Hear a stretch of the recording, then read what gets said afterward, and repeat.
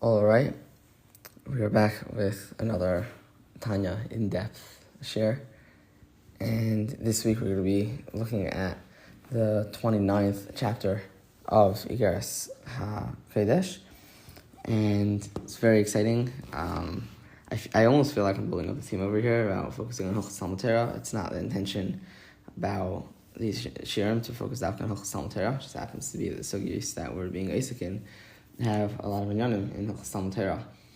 And more or less it continues like that until the end of Tanya, although I'm not decided on what next week's share is going to be, so who knows. But anyhow, I digress. I think let's jump right into it. So, starts off, Igeres Hakodesh, that a woman of valor is the crown of her husband.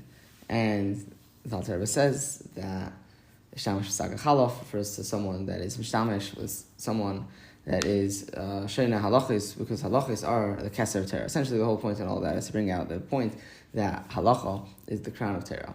And it says, Tanya that anyone that learns halachis is reassured, or is assured, that they are someone that goes to Elam Haba. So the Alter Rebbe says, we got to understand, why is it that halacha is called the crown of Torah? And why is it that someone that learns halacha is dafka, that someone that learns halacha is reassured that they're going to go to Gan Eden, or to Elam Haba, and I mean, for whatever, it's practically speaking Gan Eden.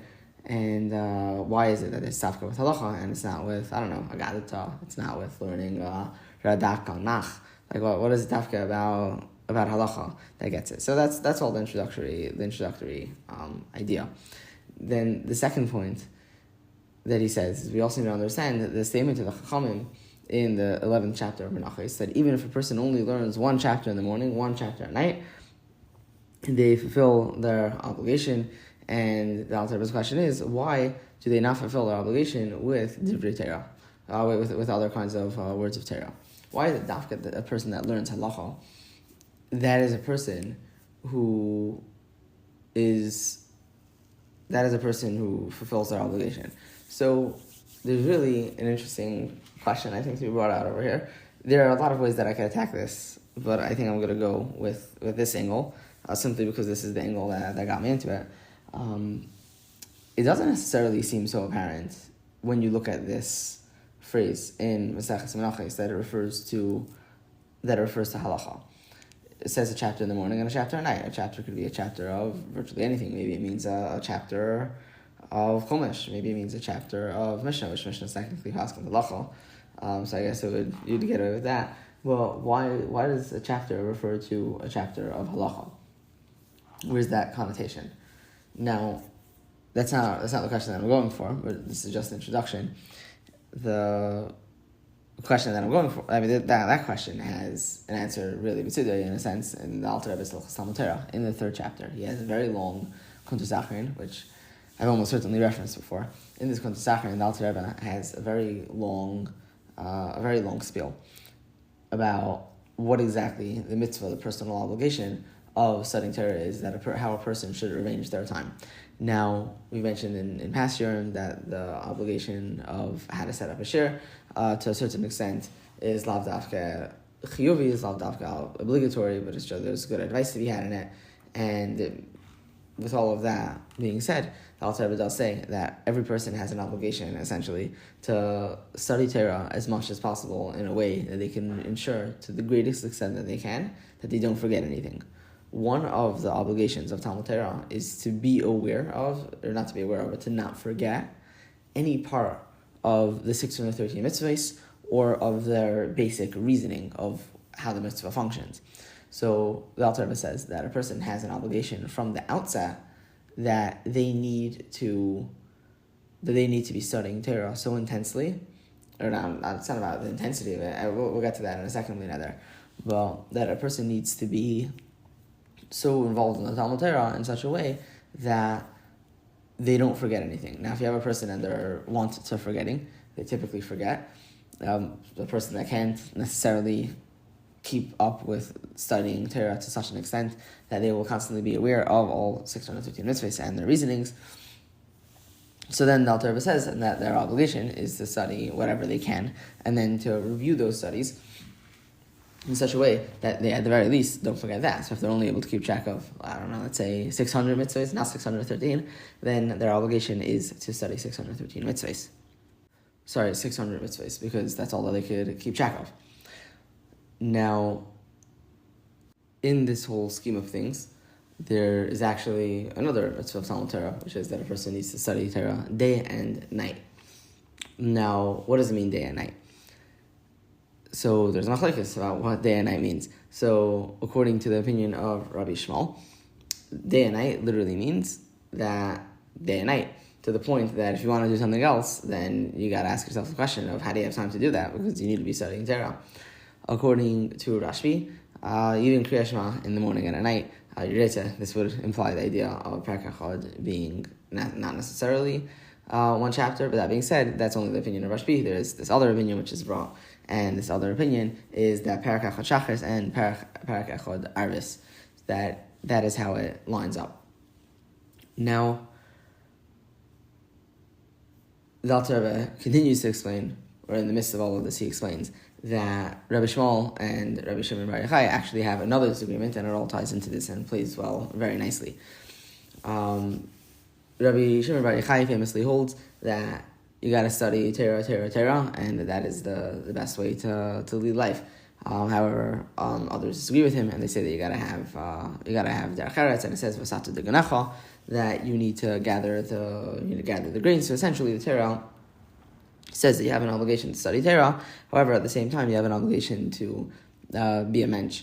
And so the two things work hand in hand, that whatever you need to do to be a mensch, that is what you need to do to be a mensch. And then on the side, not on the side, Torah needs to be the ikar. But once you've accomplished that to whatever degree you need to do that, you've plowed and you've sown your field, and now you're sitting around and you're waiting for the grain, or you have free time that particular day, and then that time all needs to be devoted to Torah. So to do extracurricular activities, that wouldn't really work.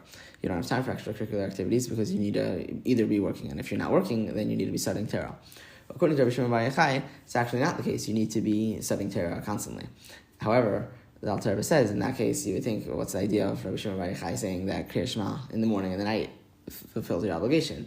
So to that, the Alter Rebbe has a very, I would say, brilliant chap, which is that the opinions all work together. According to, let's say, Rabbi Shmuel, a person has an obligation to be studying Torah constantly. However, this idea of how much in the day and how much at night isn't particularly relevant because they need to be studying constantly. However, shouldn't have really gone on that. However, should have gone on the point that they do have breathing room, and their breathing room comes in the form of they're able to do derech eretz. They're able to lead a quote-unquote normal life. They go to work, and they have their job, and they don't need to drive themselves crazy while they're working and while they have their job. Afterwards, all of their free time should be taken up with studying Torah. So, this is the opinion of Rabbi Shmuel. According to the opinion of Rabbi Shimon Bar Yochai, it's actually a little bit different. Because according to him, you can't start going to work in the field until you really know the whole Torah. If you do, maybe if it's an einus, if your life depends on it. But it's not Mazay. If you can get away with anything that you can get away with just studying Torah, you need to do that until you fulfill your obligation of knowing all 613 mitzvahs. According to Rabbi Shmuel, that obligation of 613 mitzvahs takes a back burner while you're working. Or according to Rashbi, it doesn't. That mitzvah is constantly pressing you. That being said, according to Rashbi, once you know it, in a sense, you can sit back and relax. You know it, and it's all there. The idea of needing to study Torah day and night doesn't really kick in at that point. So at that point, the only thing that's kicking in that makes you learn every day is Kriya Shema in the morning, Kriya Shema at night. So this is all to say that Perek Echad Shachris, Perek Echad Arvis is all... so that Perek Echad Shachris is a little bit more stringent than Rashbi, because Rashbi says Kriya Shema, and that's how it's framed. It's framed as being more stringent than Rashbi. If it is more stringent than Rashbi, the idea of just Kriya Shema, it's a parsha in Torah. Practically speaking, it does seem to be the phraseology and everything all leads to the point of saying that it is actually studying halacha. And it makes sense in the context of what Rashbi is talking about. And the Alter Rebbe actually says that the opinion of Rashbi is not necessarily something to be relied on a daily basis. However, if a person is in a pressing situation, they could perhaps rely on Rashbi. But in a practical sense, the idea of learning one chapter in the morning, one chapter at night, is in line with the general idea that the most pressing obligation, in a general sense, is to study halacha, because halacha is knowing 613 mitzvahs with their reasonings. Now, not necessarily does the chapter in the morning, the chapter at night lend itself directly to this. In theory, you could argue that it has to do also with mitzvah serabanan. There's a little bit of a discussion about mitzvah serabanan in this chapter itself. But at the end of the day, when you look at it in the framework of the whole mitzvah of Agisa B'Yom V'Layla, is a part of the symphony of how you're supposed to study Torah, which starts the main instrument playing over here would be the mitzvah of not forgetting any part of halacha. Then essentially it makes sense to say that this part of the mitzvah also has what to do with halacha when it says Perek HaChashach and Perek HaChadaris. All of this is not to say any chidushim. All of this is just to give a general background for things that are to come, Be'ezus Hashem. So, now that we've arrived at this point, so we have the point that Alter asks the question. Why is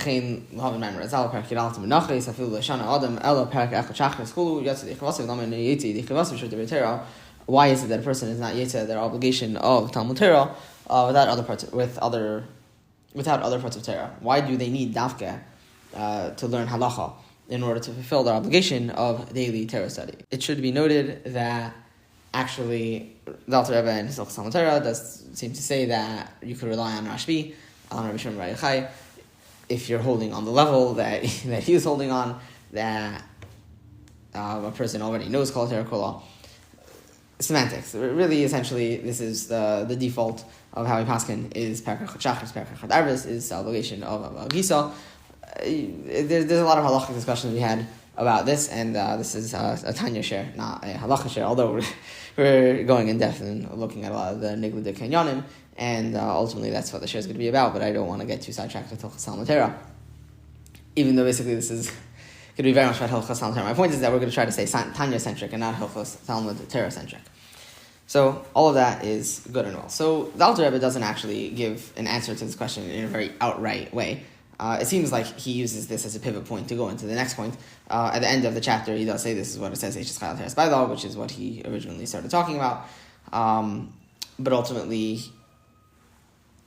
he doesn't give an outright answer. But it seems like the answer is really just in the continuation of what he says. And I think that there's a lot to be looked at and analyzed in this continuation, in this answer.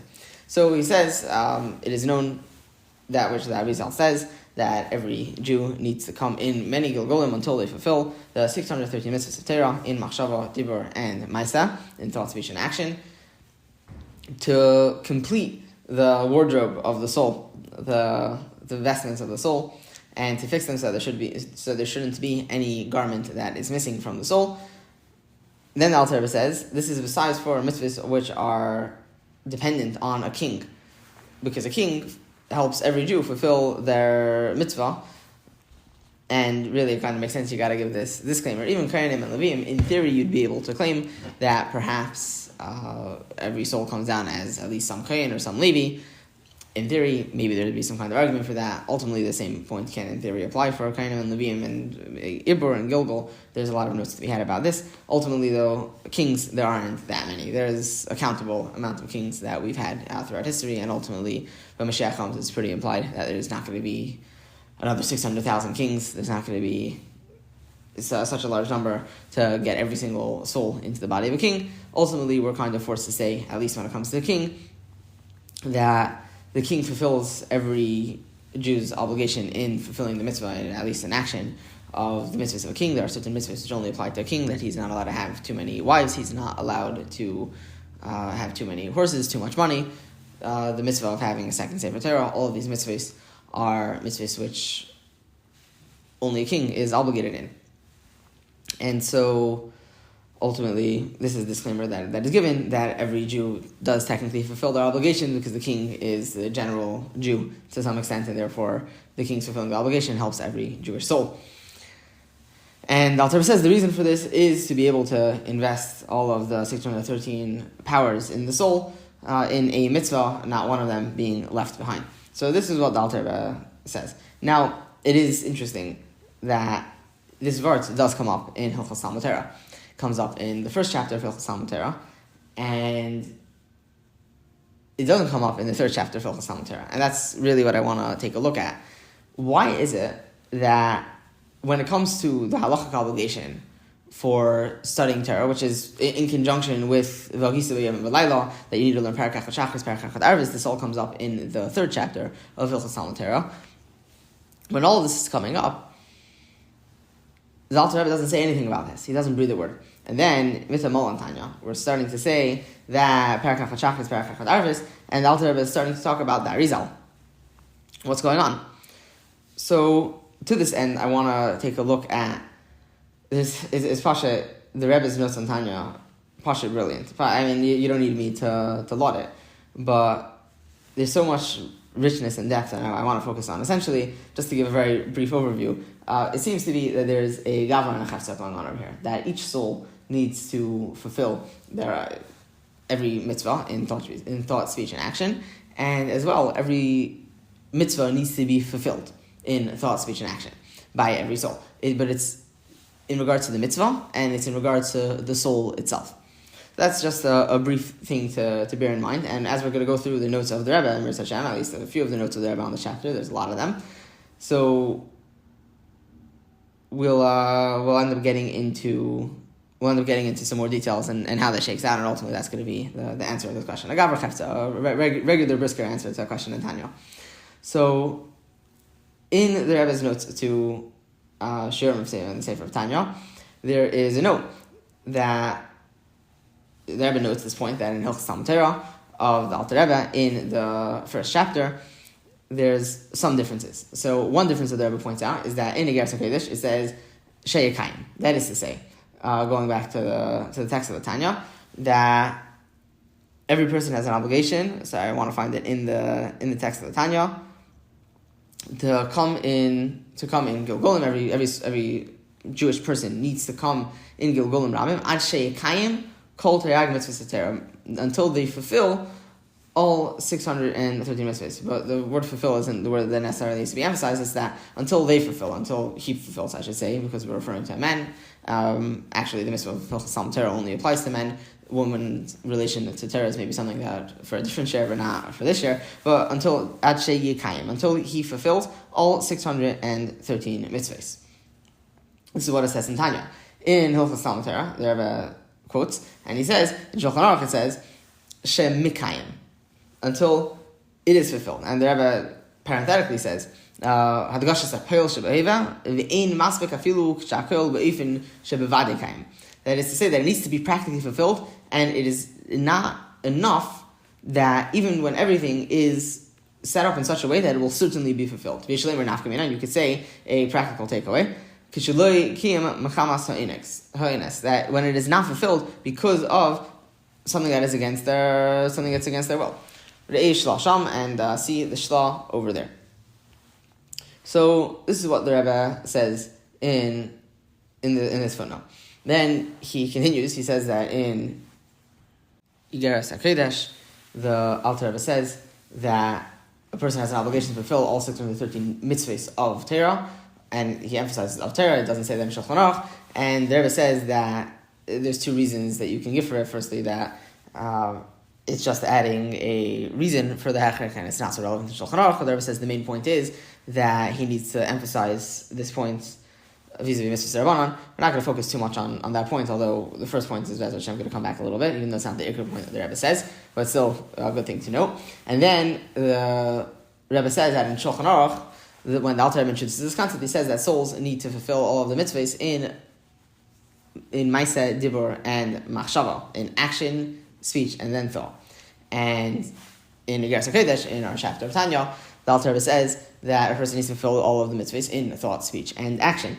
So the Rebbe says that in Shulchan Aruch the main point is relevant to Maaseh, and Shulchan Aruch is a book about Maaseh. It's about practical action, and therefore it emphasizes Maaseh, and it says not only Maaseh but also in Dibur, not only Dibur, also Machshava. However, in Igeres Hakodesh, which is the soul of the Torah, it's Pnimis Torah, so it says in Machshava, in thought, you need to fulfill all of the mitzvahs, and not only that, but also in speech and also in action. That's the third point of the Rebbe. And then the fourth point of the Rebbe is that in Shulchan Aruch, it says that it adds an extra beer, and it says that Dibur and Machshava is the study of their halachos, as in the halachos and mitzvahs, as it says in the Gemara Menachos, that Igeres Hakodesh, that anyone that is asik in Talmud Torah, it's as though they are offering karbanos. And the Rebbe says that it is possible that this is the reason why in Tanya it says that every person is obligated to fulfill all 613 mitzvahs in their thought, speech, and action, whereas in Shulchan Aruch it says that every soul needs to fulfill. That's what the Rebbe says. Then there's another note of the Rebbe. There's many more notes, but one more note that I want to pull out in order to bring out the point of where we're going is the Rebbe says that it's a little bit of a tarach in Shulchan Aruch. Why? Because in Shulchan Aruch, which al pi pashtos you would think needs to be more refined for halacha, needs to be particularly pointing at the halacha. So you think it's very relevant. A person might be freaking out when they read this line, thinking, "Oy, so I need to become a king so that I could fulfill my soul's mission on this planet."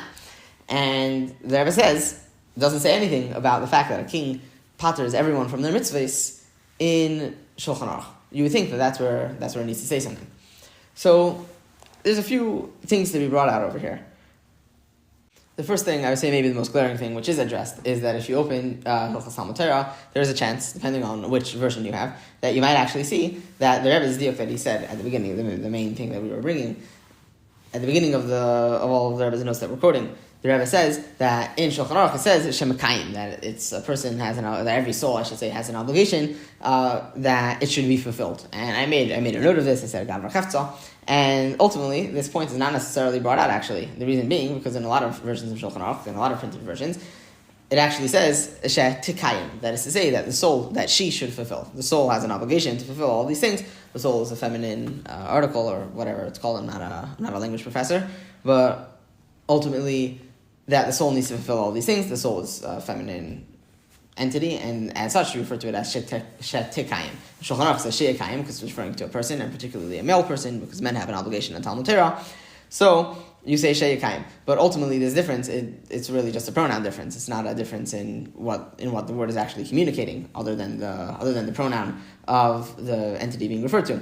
So the Rebbe does say that actually the girsa of shem mikayim is in the girsa of typos Zhetamir in Tafresh Ches, and in Tafresh Tesayin, and in Warsaw in Tafresh Nun Hey, and in Vilna in Tafresh Samach Hey, etc.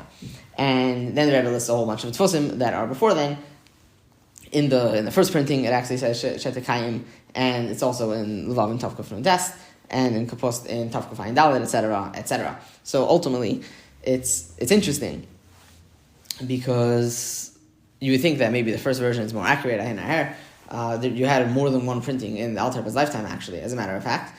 And at the end of the day, they all said shetikayim, but the Rebbe does say that in Tafresh Ches it said shem mikayim. So there's something interesting going on over here. And I think that if we take a look at the Shulchan Aruch for a little bit, that the Rebbe is quoting over here, and we contrast it to the Tanya, we can get to a very interesting point. So in Shulchan Aruch, the context that's being discussed is that you have a father, and the father has an obligation to teach their son. Well, why the Alter Rebbe starts off with this, my reckoning, is because the Alter Rebbe is trying to follow a certain seder. I mean, firstly, the Rambam starts off like this also, so that is something for that, at least. And I think that the reason both why the Rambam and the Alter Rebbe start off with the obligation to teach their son is apparent, because ultimately, especially in the Alter Rebbe and his Hilchos Talmud Torah, the structure that he seems to be trying to follow is that he wants to tell you how you're supposed to arrange your own Torah study. And to the end of arranging your own Torah study, most people don't have to really worry about arranging their own Torah study because their parents are supposed to teach them, or their father particularly is supposed to teach them, to educate them in the way of Torah. And there's a particular seder that exists. For a child, they're supposed to start off with the whole Tanakh, and then the whole Mishnah, and then spend a lot of time in Gemara. They should know halachos b'tamein, as we said, and as we're actually about to get more into right now. And ultimately then they go on in life and they learn, I don't know, whatever. They learn Kabbalah, they learn whatever it is that they happen to be learning, but that's to say that the father has to teach them, particularly until they get older, until they hit at least the age of 20 or something like that. 5 years for Tanakh, from 5 to 10, and then 5 years for Mishnah, 10 to 15, and you would presume to some extent 5 years for Gemara, 15 to 20. At 20 they start working. That is the order in the Mishnah, in Perkei Avos at least, and yeah, that's how it's supposed to be. if a person doesn't have their father teach them to this extent, they don't get everything, which I would say is probably rather common nowadays. I think most kids don't know but haven't read the whole Tanakh by the age of 10, at least now in America. Maybe in Israel there are some kids that have, but in America that's typically not the case. So when a kid hits bar mitzvah, their own obligation for how they're supposed to study Torah kicks in. That is the second chapter in the Alter Rebbe. Third chapter in the Alter Rebbe is not just about how to arrange the learning, but actually what are the objectives? What are you supposed to be seeking out when you study Torah? And then the fourth is lauding the study of Torah. So that is the order in general that the Alter Rebbe is following. So now in the first chapter, when the Alter Rebbe is discussing this idea, we mentioned before, he doesn't discuss this whole idea in a person's obligation. He doesn't say that a person has an obligation to not forget Torah, a person has an obligation to study one chapter in the morning, one chapter at night, and the Alter Rebbe doesn't mention this idea of the soul's obligation at all in regards to this. What is the context in which the Alter Rebbe brings out the soul's obligation? He brings out the soul's obligation in regards to teaching one's child.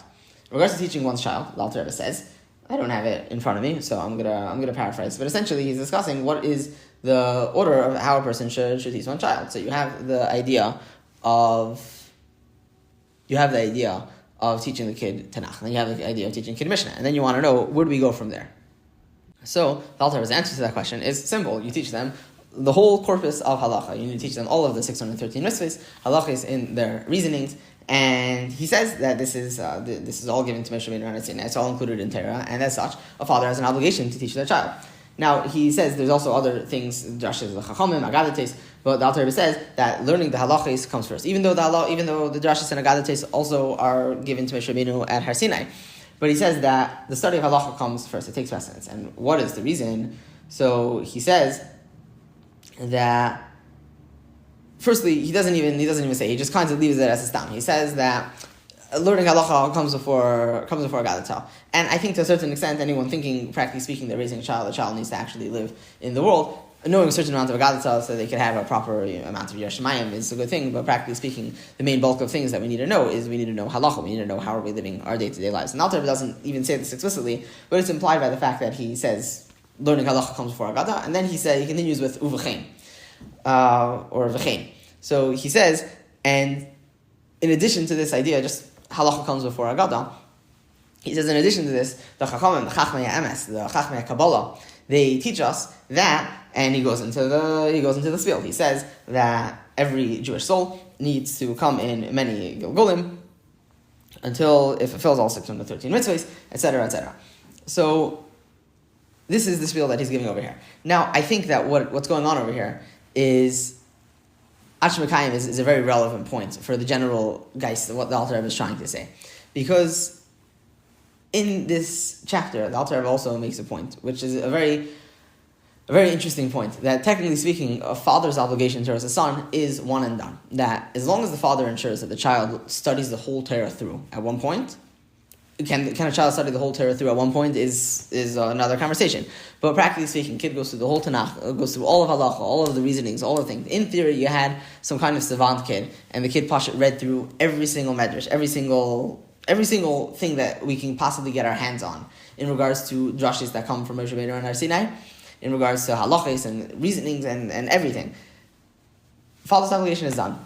That is the father's obligation. The father's obligation is just to ensure that the child is able to. Not only that, but in a practical sense, all that a father does nowadays is that a father sets up their child to be able to learn all of these things. Now, there is a continued obligation of the father, or not necessarily an obligation per se, depending on a lot of different factors, but there's definitely a mitzvah for the father whenever the child continues to study with the father's encouragement or enablement. Ultimately, this is the father's direct mitzvah of Hilchos Talmud Torah, because one of the aspects of the mitzvah of Talmud Torah is that you should teach your children. Teaching students, teaching children, but very directly, a father's obligation to a child is the father's own obligation. But what it does is it carves out a certain niche, a very interesting point, which is that as far as the father's obligation towards the son, it exists as the father's own obligation does. It does have a different order. The Alter Rebbe emphasizes that in his first chapter versus the second chapter. The order of teaching a child is different from the order of a young adult or an adult studying Torah on their own. However, the obligation towards a child is what you would say, it's a chefza. When the father has their own obligation, the father's own obligation is that he himself needs to study Torah. It's his own personal obligation. The son is that the father needs to ensure that the son studies Torah. It's not that the son is studying Torah, it's that there's a certain amount of Torah study. The Torah study needs to be done by the son. And to that end, the father doesn't have an obligation to make sure that a child doesn't forget all parts of Torah, which is an obligation upon an adult. It's an obligation that the father has for himself. The father for himself needs to ensure that he himself knows all of the halachas, all 613 mitzvahs with their halachas and their reasonings. And this is the mitzvah personally for the father. For the son, it's true that the father needs to ensure that the son goes through these things, but the avera of the son forgetting doesn't lie on the father at all. The father's obligation towards the son is simply that the father ensures that the son studies these things. The son has the ability and the wherewithal to study these things, but not that the son doesn't forget. The father has no avera if the son forgets any part of Torah. There is an avera for a person to forget parts of Torah unless it's an eines. The eines part is important, and I think we're going to get back to that, and I think it ties very much into what the Rebbe is saying over here. So when it comes to a person's obligation for themselves to not forget any part of Torah, is it relevant for the Alter Rebbe to quote in his Hilchos Talmud Torah the kabbalistic aspect that every soul needs to study 613 mitzvahs? Not really relevant. There's no point of relevance, because halachically, if it's an eines, which an eines is a person is pater from, it's clearly delineated in the pasuk. It says, unless you erase it from your hearts, a person is only obligated to remember as long as they are not letting go of this obligation due to laziness. If a person is caught up with work, they have a lot of kids, and then they're not able to work so hard, or they're not able to study so hard, they need to work a little bit more.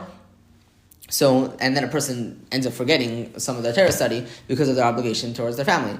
For example, in such a situation, a person is not chayav for a person is not chayav for forgetting Torah. Not only are they not chayav because the Torah never holds a person accountable for that which is against their will, but it doesn't even exist as part of the mitzvah in the first place. If a person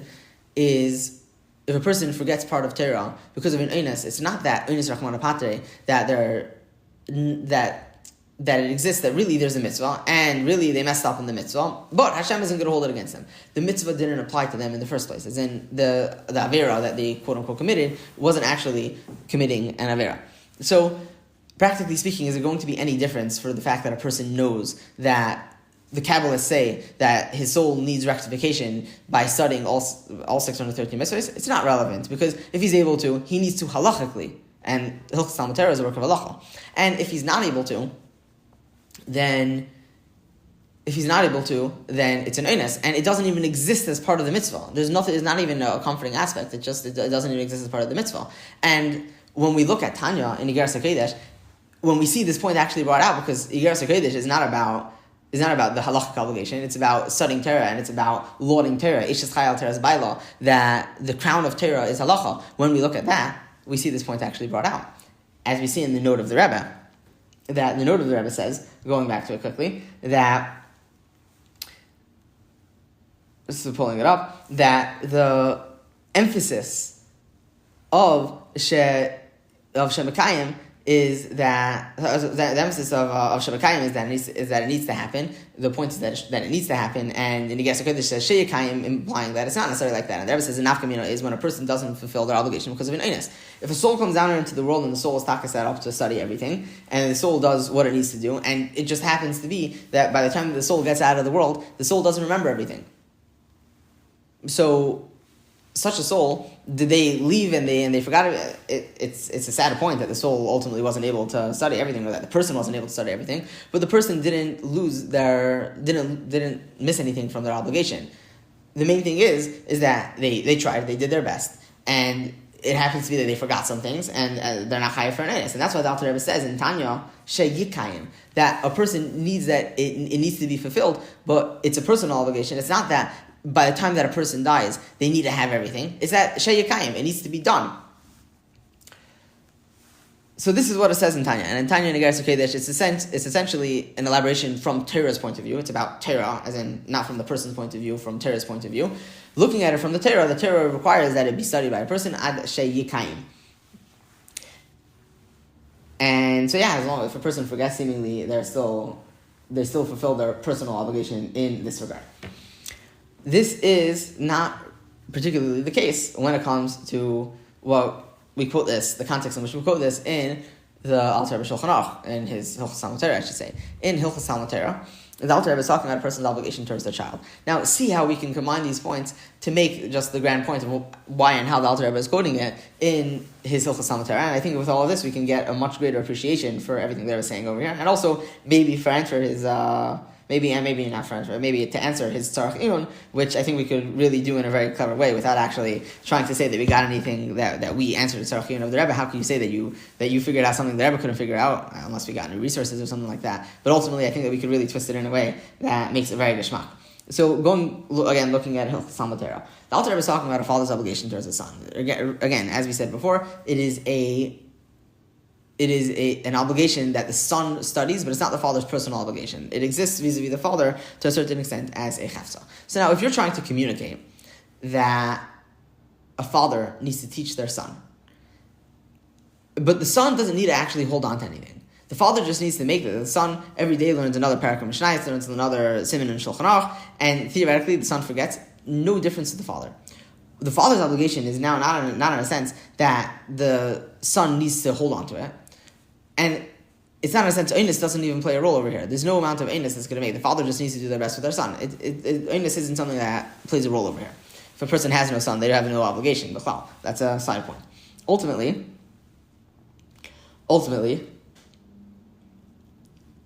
the reason why a son needs to study Torah is because the father has a mitzvah. And this whole idea of the rectification of the soul is not the father's business. So what's the reason why the Alter Rebbe quotes it? He quotes it as a side point. And his side point is in regards to the order, the arrangement of how a father should prioritize what he gives his son to study. That what the Alter Rebbe was coming to say. And that's his business all along, in the first 3 chapters of Hilchos Talmud Torah. The main chunk of Hilchos Talmud Torah is to bring out what is the order that a person should arrange their study. And to this end, over here, it is relevant to say the mission of the soul. The first point that I think the Alter Rebbe is bringing out without even saying is that a person, you need to know halacha before agada. It's important to know how you live your life. But then there's a second point. The Alter Rebbe says that this second point also lends to the idea of why you should prioritize your child's study of halacha over agada. And the reason why is because from a Kabbalistic standpoint, it's very important. Now, when discussing how important it is from a Kabbalistic standpoint, is it the father's obligation? No. Is it an obligation that it needs to happen if it's an Einus? Einus doesn't matter. We're talking about prioritizing what the son is supposed to be studying, what you're supposed to enable your son to learn. In discussing this, what matters is Shem Mikayim. Why? Because it's not about the soul obligation. It has nothing to do with the son's soul, with the son vis-a-vis the father. It has nothing to do that the son has their own obligation. It's that you, as a father, have an obligation that your son should go through these things. Shem Mikayim. It's not about where the son ends up at the end of their life. The son turns 13, and the son turns 20, whatever it is. You fulfilled your obligation. The son goes through Kol Terakula, and as far as you're concerned, the son could keep on forgetting. Chas v'shalom. But ultimately, what matters is Shem Mikayim. What matters is that you get your son to fulfill this as it happens. And Einus doesn't play a role. You want that in the study. If your son, for example, is studying Agada while he could be studying halacha, it's not about an Einus. It's not about how the son is utilizing the time. Ultimately, the mission that the son has, that it be fulfilled, is not being fulfilled. So I don't know if the point is coming across clearly, but this is what it seems to be. And this is why the girsa of Shem Mikayim kind of makes sense. Because you want to say, not that you have a personal obligation, it has nothing to do. You're not getting into a person's obligation. And the son's obligation to not forget any part of Torah isn't coming in over here. Ultimately, the soul needs to have all of these levushim. What the son does after you give the son the levushim is not your business. And it is your business to the extent that you should try to encourage him, but you're fulfilling your obligation of teaching your son Kol Terakula when you teach your son, and particularly not just Kol Terakula, you're fulfilling your obligation of helping your son to get to this stage when you give him the garments for his soul. What the son does after that, again, not your business. I feel like I'm repeating myself at this point, so I'm going to try to move on. Hopefully, I made the point over here clear. Once we've arrived at this point, I think that we can now look at other comments of the Rebbe on these things, and ultimately come to a little bit more geschmackheit. So the second point that the Rebbe made in this long ha'ara is that in Igeres Hakodesh it adds Torah, and the Rebbe says his second pshat, which is he says the Iker, and really that is the Iker. But the Rebbe does mention the first point, which is that the reason why in Igeres Hakodesh it says that every Jewish person needs to come to Gilulim Rabim Ashikayim Kol Taryag Mitzvahs Hatera, and he says Hatera. It doesn't say Kol Taryag Mitzvahs. And in Igeres, he says Kol Taryag Mitzvahs, but he also adds the word Hatera. And in Shulchan Aruch, he doesn't say anything about Torah. Why is this? I think it's very appreciable now, because in Shulchan Aruch, or in his Hilchos Talmud Torah, I should say, in his Hilchos Talmud Torah, the Alter Rebbe is talking about not an obligation of studying Torah as the study of Torah. He's talking about a father's obligation, a monetary obligation, a physical obligation the father has towards the child to enable them to study Torah. It's not about the study of Torah, it's about a personal obligation. You're talking about conflating the father spending money for him to go to yeshiva or the son to go to yeshiva. We're talking about to what extent the father needs to pour himself into the education of the son. But it's not about study. It's not about the Torah itself. It's an auxiliary to Torah. And as such, when you're talking about that, it's not so relevant that it's about Torah. It's about, practically speaking, could have been learning Chinese. I mean, you have also the concept of teaching a child livelihood is also an obligation the father has towards the son, and it would, in theory, fall into a similar idea. The father, the havdil from Torah to Chil, but ultimately, the father has an obligation to have the son study both of them, and what the information is that is being given over is not particularly relevant to the father as long as the son is actually studying it. It's the father's monetary personal obligation towards the son. It's not an obligation in the study of Torah. So that's why in Tanya, when we're talking about the study of Torah, it makes a lot of sense to say that you need to fulfill all the mitzvahs of the Torah, because the whole emphasis over here is the Eishes Chayla Teres Baila, the study of halachis and how important it is. So you're going to talk about Torah because that's what we're talking about. In Hilchos Talmud Torah, ironically, we're not talking about Torah so much. We're talking about the father's obligation towards the son. That is the first chapter. So that's why I think this first verse of the Rebbe plays in very nicely, and possibly that's why the Rebbe placed the first, even though the second reason he says the Iker, usually you give the first reason, the better reason first, and you say the second one if you have a problem with the first one, but I think that maybe in the scheme of things, maybe this idea is what the Rebbe is going for. Then we also have the point, which is that in Shulchan Aruch, it says Maisa Dibur Machshava, and in Tanya it says Machshava Dibur Maisa. Machshava Dibur Maisa I feel like runs off the tongue a little bit more smoothly. I feel like it's a more common phrase. But in Shulchan Aruch it says in Maisa Dibur Machshava. And again, this verse is going along the same lines. That in Shulchan Aruch, the main thing is Maisa, not just that Shulchan Aruch is a niglah'dike sefer, and so we're going to talk about Maisa first.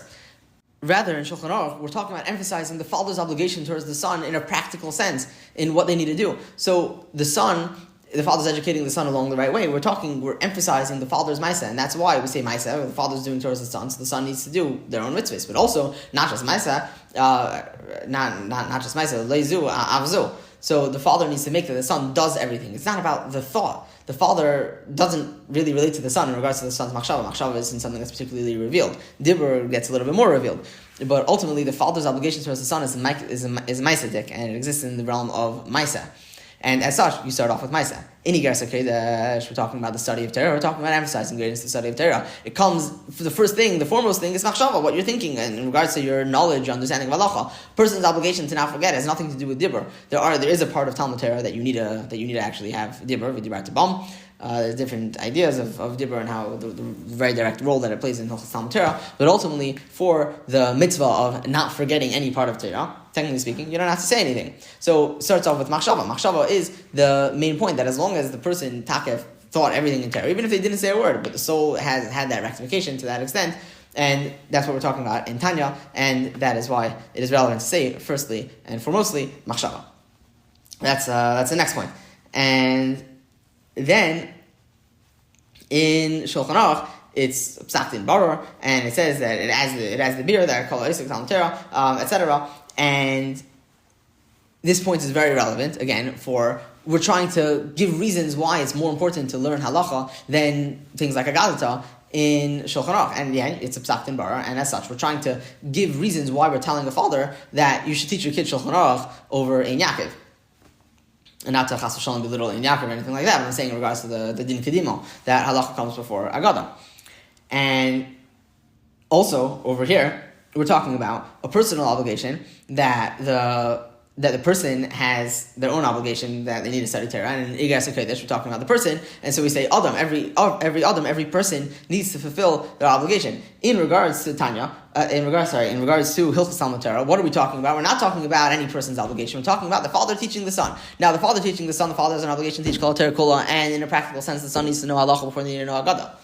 And then the Alter Rebbe comes and he says, I'm going to tell you another point, which is, you're getting something else when you do this. You're getting that the nefesh is rectified. The nefesh of the son. Is this part of the mitzvah of Hilchos Talmud Torah? It's not. Is it part of your obligation towards the son in Talmud Torah? You don't have an obligation to fix the son's soul. The Torah doesn't say, and by the way, also fix his soul. But you're talking about what's the better thing to teach your son first. This is another reason why it's better, because the soul of the son needs rectification. But it's not a personal obligation. It's not that I as a person need to know Alter Rebbe for me to fulfill my mission. It's not that, it is that my son needs to, but I'm also not trying to fulfill my son's mission. My son is the only one that can fulfill his mission to the best of his ability. But what I can give him is that I can try to help the rectification of his soul to that extent. And as such, this is the reason why we're going to say that it's more important over there to focus on the soul, not on the person, because we're not talking about a personal obligation in Hilchos Talmud Torah.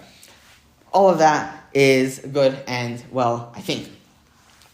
And just the last point, I think it just ties everything together. The Rebbe has a Tzarach Iyun. His Tzarach Iyun is that in Shulchan Aruch, which is a psak in Yetzer Hara, it needs to be a psak in Yetzer Hara, but it doesn't say anything about the obligation of mitzvahs of a king that a person doesn't need to chase after it. And you would think a person is studying Shulchan Aruch and they would start thinking, I need to try to become a king, as we mentioned before. So what's going on over here? I think that you can twist it in a very interesting way. But it makes me very uncomfortable, the idea of trying to answer Tzarach Iyuns of Rabbeim, but it's very enticing. But I think over here, when you have all of this last point just falls, it clicks so neatly into place, which is, the Rebbe, you could argue, is commenting on the typos of Shulchan Aruch that say Shet Tekayim. What do I mean? Imagine that in Shulchan Aruch you have the notion of Shet Tekayim. It doesn't really click in that sense to say then that the Alter Rebbe completely glosses over the idea. The Alter Rebbe completely glosses over the idea of what do you do with the other mitzvahs. Because if we're saying that, let's say as a father, we're adding another notion. And the other notion is not that the father is just trying to give a din kedima, but he's actually trying to help the son, as another person, perform their personal obligation. That is to say, that the soul of the son, because remember, we said all the reasons why we're saying the soul of the son, but imagine that we're just looking at it, that, okay, putting all of the other details aside, ultimately, the reason why a father needs to help the son study halacha before Agadah is because the son is another person, another Jew, and the father is doing Mufsayim, and he's trying to help the other Jew fulfill all of their obligations. And therefore we say Shet Tekayim. It's the son's personal obligation, not Shem Mekayim, that vis-a-vis the father, it just needs to have happened. As we explained all of that before.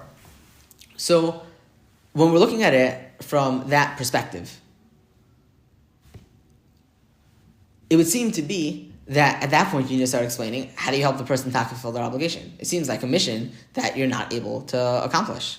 Because no person is able to ensure that they're a king. And so you need to start explaining that kings are close to neshamis, etc., and as such, people don't have to worry in a personal sense about fulfilling all mitzvahs in that regard. But other mitzvahs, help your son fulfill to whatever extent he can. And also learning about the mitzvahs of a king is a way that the son can fulfill the mitzvahs of a king in machshava, and also talking about them is a way that he can fulfill them in dibur.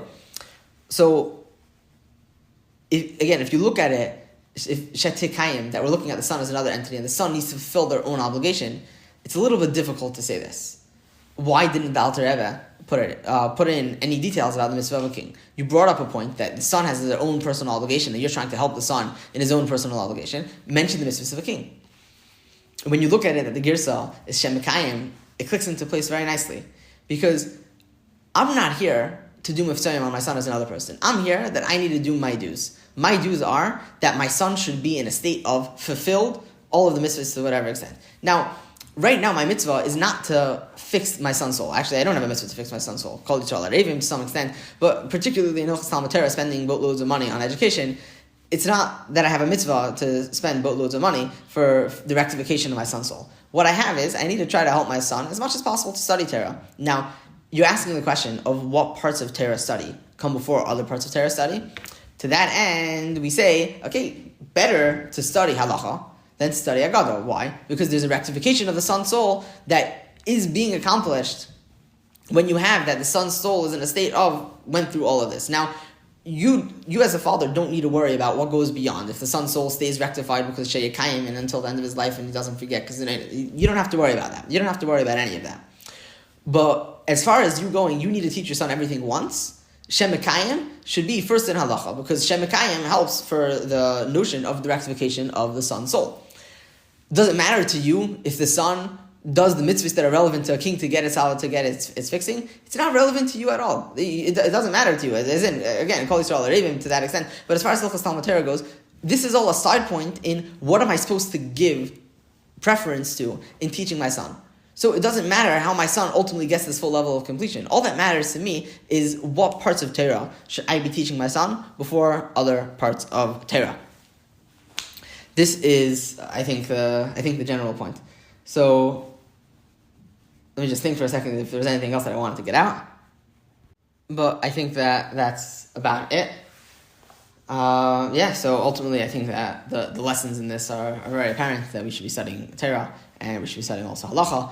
But ultimately there's a rectification of the soul that happens, that every person has an obligation to try to get out as much Torah as they can, and particularly in the study of halacha is tamein, and that's what the whole chapter is about. It's just chayal Torah's baila. Halacha is the crown of Torah. So I do want to mention also over here, I was preparing another shiur that I recorded last year to send out. Mr. Shem also put that up soon, and it's coming up to the yahrzeit of Rabbi Tzvi Kogan, Tzvi ben Sender Alexander Hakain, if I'm not mistaken, and he was murdered as a shliach in Dubai, if I'm not mistaken. Today is his yahrzeit, if I'm not mistaken, Chav Cheshvan, I believe. I could be wrong about it, but I believe that today is his yahrzeit.